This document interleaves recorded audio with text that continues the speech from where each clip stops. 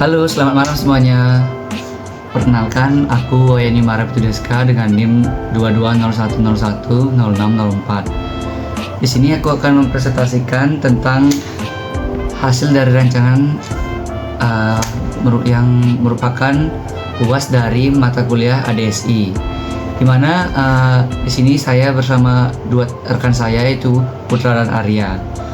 Di sini kami mengambil judul Rancang Bangun Sistem Pelayanan Surat Online Desa Kesiman Petilan. Nah, apa sih latar belakang yang melatar belakangi kami mengambil judul tersebut? Jadi Desa Kesiman Petilan merupakan tempat domisili dari teman saya, yaitu Putra. Nah, di mana Desa Kesiman Petilan tersebut mengalami beberapa masalah, terutama terkait keterbatasan akses informasi bagi warga terkait potensi desa, produk hukum, laporan kegiatan, dan data demografi.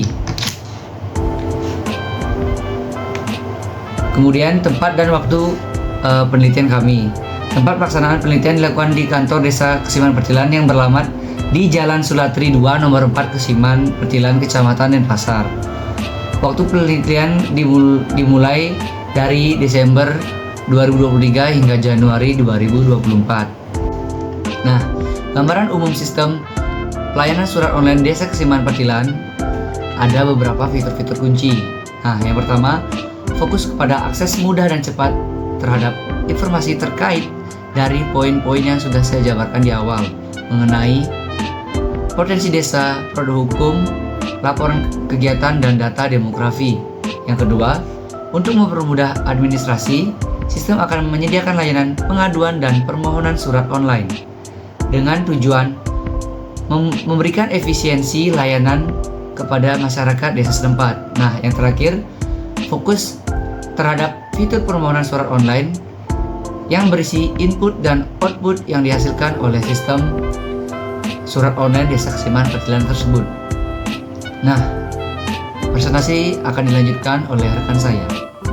Om Swastiastu, perkenalkan nama saya Wayan Putra Adi Sandaya dengan NIM 22011037. Nah, pada kesempatan kali ini saya akan melanjutkan presentasi dari teman saya.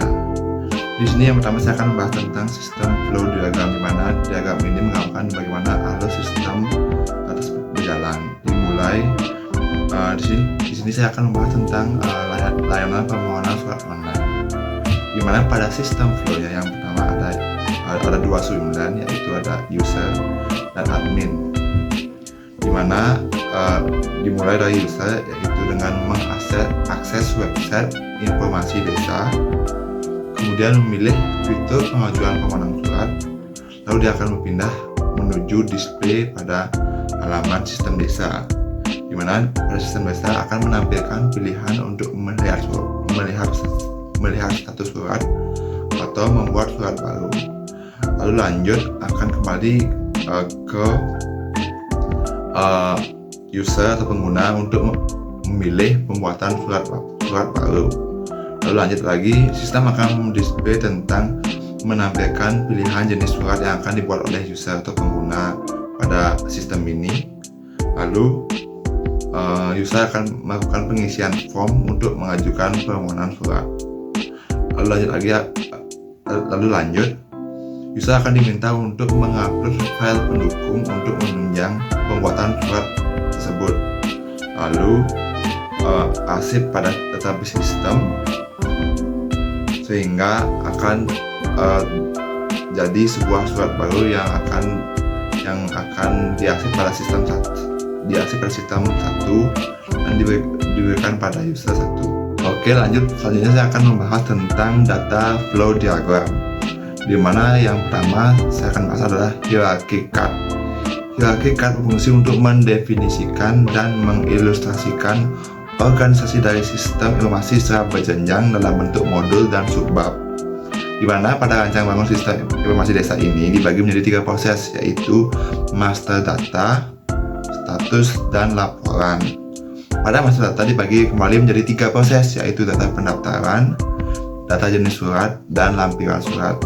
Pada status dibagi menjadi 1 proses, yaitu status surat, dan pada laporan dibagi menjadi satu proses yaitu surat.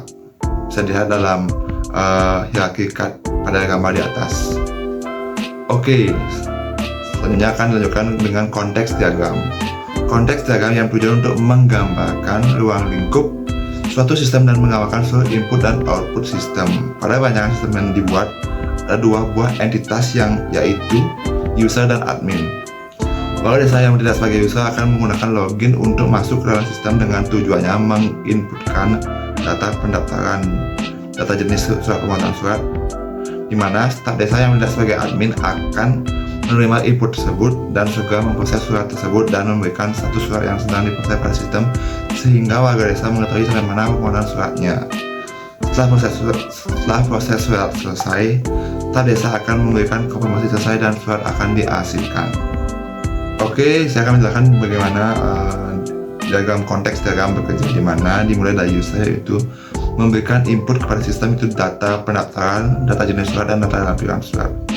Setelah diproses akan kembali sistem yang akan memberikan input ke user dengan memberikan kode permohonan surat, status surat dan surat setelah selesai dibuat. Bagaimana dengan entitas admin? Entitas admin akan menginputkan data pengajuan surat, status surat dan konfirmasi selesai pada sistem pelayanan permohonan surat. Oke, saya akan melanjutkan pada DFD level 0, di mana DFD level 0 merupakan diagram alir data yang menjelaskan proses-proses utama yang terjadi dalam sistem informasi. Alir yang berbentuk garis menjelaskan kemana saja proses yang terjadi dalam pengiriman data. Simbol kotak merupakan sebuah proses tempat bekerja sistem, dan persegi panjang merupakan tempat penyimpanan data ke dalam data store. Di mana pada proses DFD level 0, di mana user akan menginputkan data pendaftaran, data jenis surat, data lampiran surat pada sistem data sehingga menghasilkan sebuah database yang menghasilkan kode permohonan surat. Lalu pada admin akan menginputkan data pengajuan surat pada sistem data yang sama akan menghasilkan sebuah kode permohonan surat. Yang kedua ada user memberikan kode permohonan surat pada sistem status sehingga menghasilkan database yaitu status surat. Dan yang ketiga ada laporan di mana user menginputkan kode permohonan surat pada sistem laporan sehingga jika surat sudah selesai akan diberikan surat yang telah dibuat akan diberikan kepada user sehingga bisa di-download.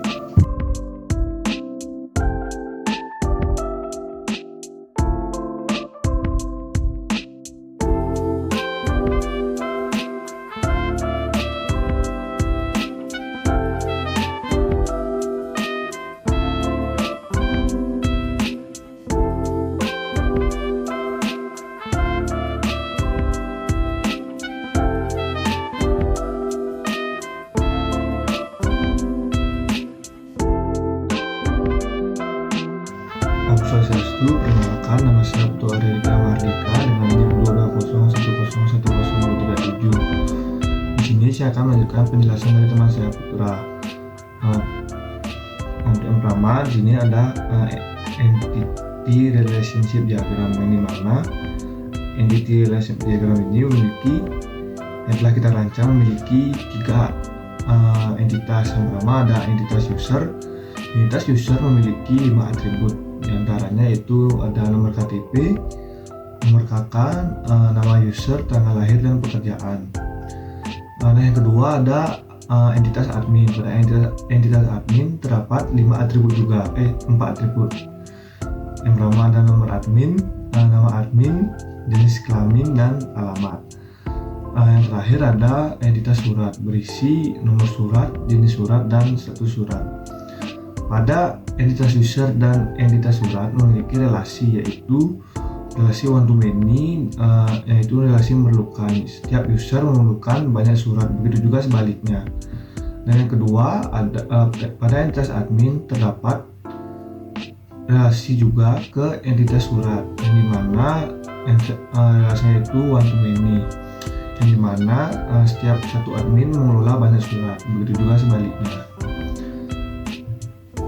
Nah, selanjutnya ada normalisasi. Yang pertama yaitu UNF atau Unnormalized Form, Di mana UNF ini bentuk tidak normal dirancang tanpa mengindahkan batasan dalam definisi basis data dan karakteristik RDDR, Relational Database Management System.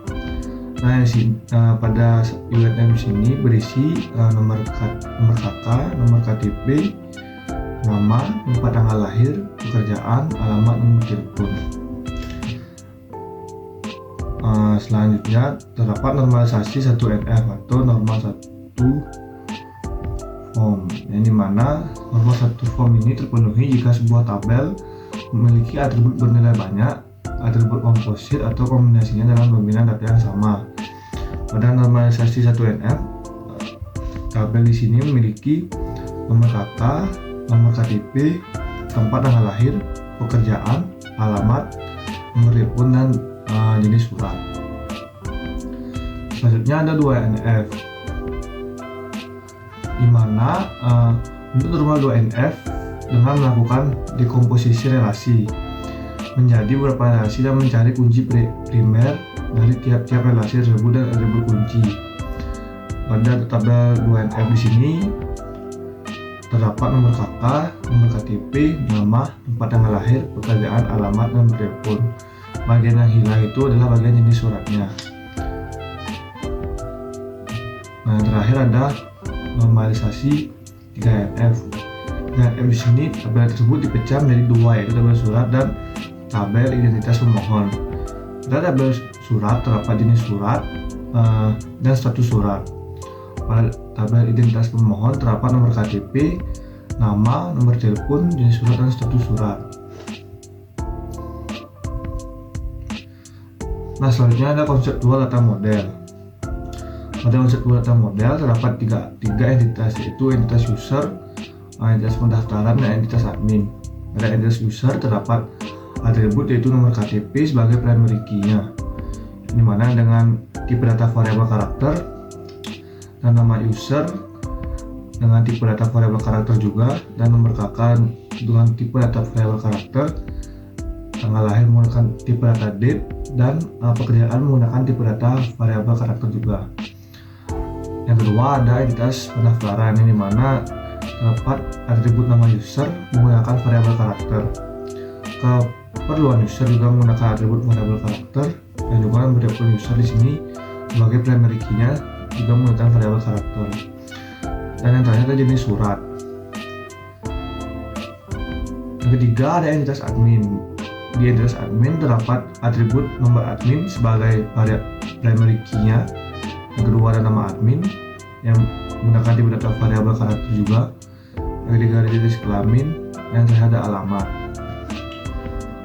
Selanjutnya ada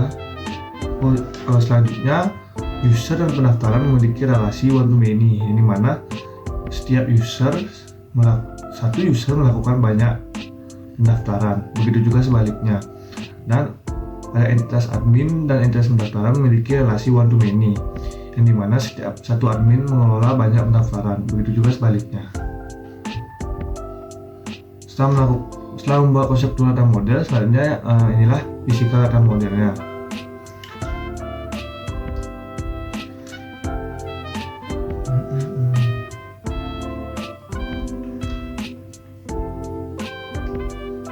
Nah, pada physical data model pada entitas pendaftaran, nomor admin dan nomor KTP di sini menjadi foreign key-nya. Lalu selanjutnya ada rancangan form input dan form output-nya.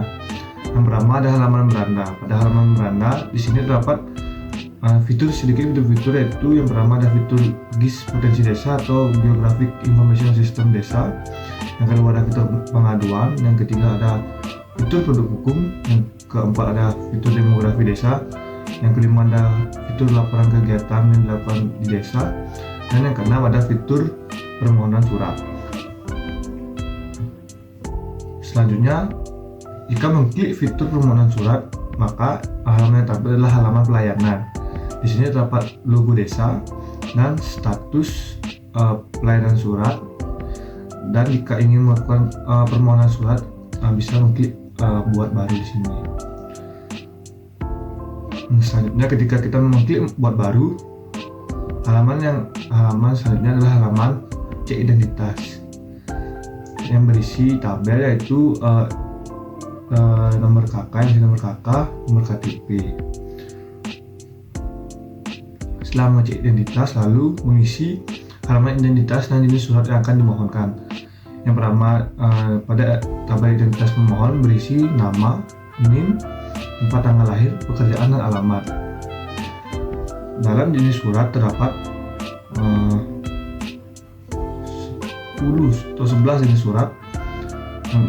Di sini terdapat surat kelakuan baik, surat keterangan belum kawin, surat keterangan kematian, surat keterangan pindah, surat keterangan usaha, surat keterangan Damkes, surat keterangan kurang mampu, surat keterangan tempat usaha, dan surat pendataan penduduk non permanen. Setelah memilih jenis surat yang akan dimohonkan, selanjutnya terdapat halaman detail jenis surat yang berisi, jika kita di sini mengklik surat kelakuan baik, berisi nama pemohon, keperluan, nomor telepon aktif, dokumen-dokumen yang diperlukan seperti foto KTP, foto KK, dan dokumen lainnya. Setelah mengklik kirim, halaman yang tampil selanjutnya adalah halaman sukses memohon surat, yang dimana akan muncul kode surat tersebut. Selanjutnya ada halaman cek permohonan surat. Ketika kita ingin mengecek permohonan surat, kita bisa gunakan kode yang tampil tadi, lalu masukkan ke dalam formnya. Setelah mengklik, halaman selanjutnya adalah halaman status surat. Setelah mengklik, akan tampil halaman status surat yang dimana berisi identitas pemohon dan status surat yang telah dimohonkan. Di sini berisi identitas pemohon, yaitu nama, NIK, dan alamat. Dan status suratnya itu berisi jenis surat, statusnya, dan keterangannya. Sekian presentasi dari saya. Jika ada salah kata, maafkan. Sekian dari kelompok kami. Saya ucapkan terima kasih. Om Santi Santi Santi.